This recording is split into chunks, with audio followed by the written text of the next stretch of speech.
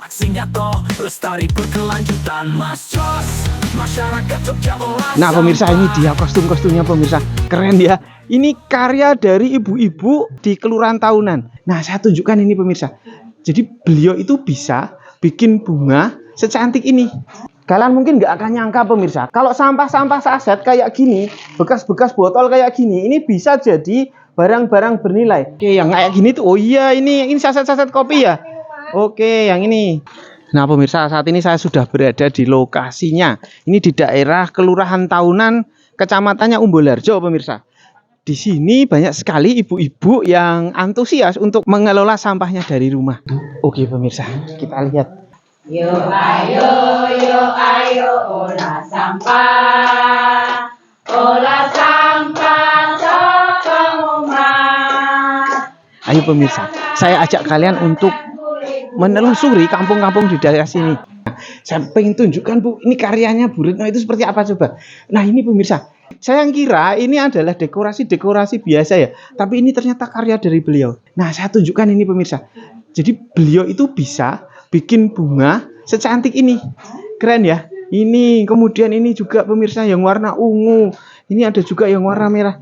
Wah, kalau saya sungguh menjadi betah kerasan di sini karena semangatnya teman-teman warga kita ini untuk diajak maju ini luar biasa ini. Berkegiatan lingkungan, berkegiatan terutama di bank sampah ini sangat menarik. Dalam Bu Heni Kemuning Bersinar, dari Bank Sampah Kemuning Bersinar. Oke, Bu Heni, ini kalau yang menarik dari Kelurahan Tahunan ini apa Bu? Yang menarik di Kelurahan Tahunan ini adalah masyarakatnya itu macam-macam, heterogen lah.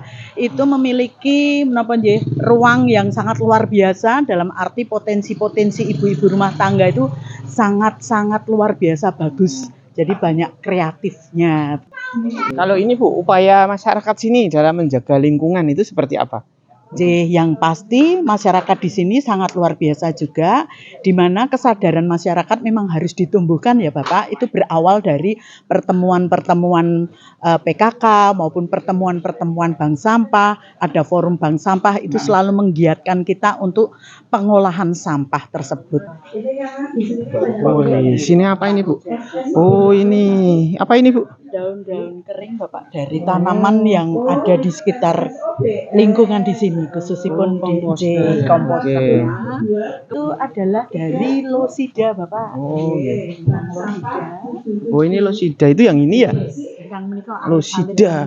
Sebenarnya kalau saya pribadi itu memang suka mengulik apapun yang untuk menjadi sesuatu yang unik. Jadi ketika ada kesempatan di lingkungan saya untuk mengolah sampah dan juga berawal dari keresahan kita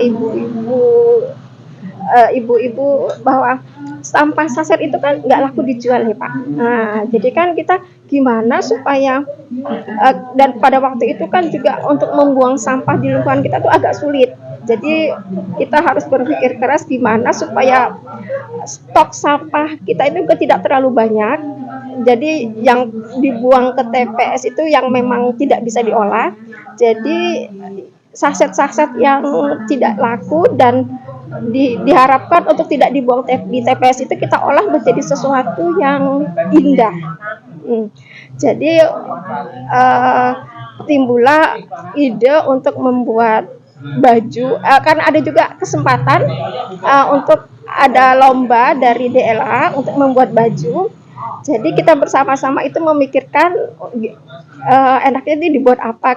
Di kesempatan sekarang ini kita semua selalu berusaha berbenah tentang kebersihan lingkungan. Sampah ini menjadi tanggung jawab kita masing-masing.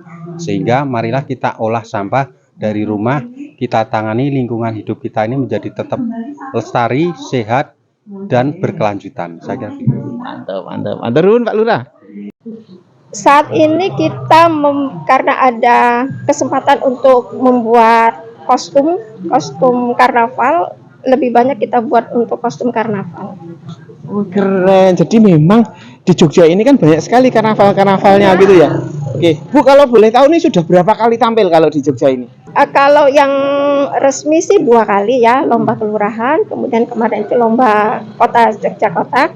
Tapi kalau yang untuk kayak 17-an itu sudah cukup sering kita tampilkan waktu itu. Jadi sudah sering cukup tampil ya? Ya, maskotnya beserta dayang-dayangnya pada saat itu. Cuman kan kalau yang kecil-kecil kan memang tidak bisa disimpan lama. Jadi yang kita simpan akhirnya yang maskot yang cukup besar saja. Oke. Pertanyaan saya kok mau sih Bu? Itu kan padahal nggak ada duitnya ya?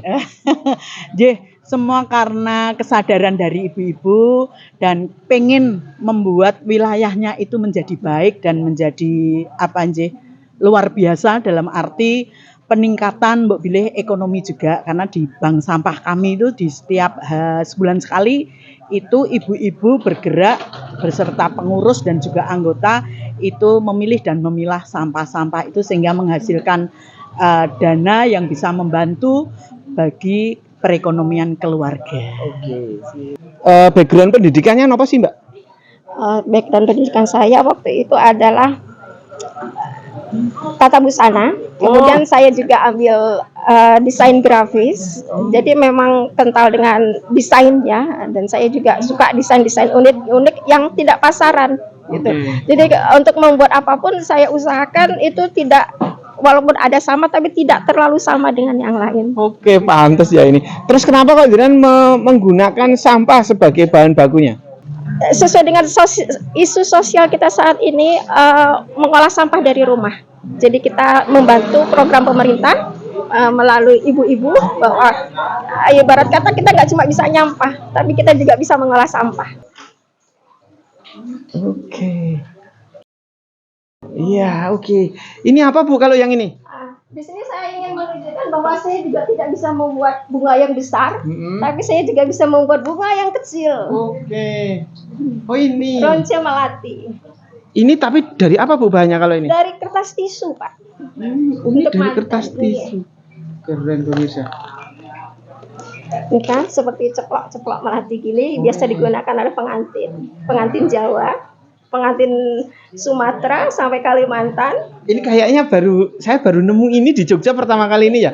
Oke, Ibu, ini sebenarnya kalau menurut jenengan mengolah sampah dari rumah ini apakah semua ibu-ibu bisa sih melakukannya? Pasti bisa, Pak. Cuman ya harus ada penggeraknya, harus ada pelatihnya, sehingga ibu-ibu yang sepertinya cuma bisa ngumpul-ngumpul gibah gitu ya, bisa menjadi ibu-ibu produktif yang menghasilkan untuk keluarga. Luar biasa Bu Retno ini.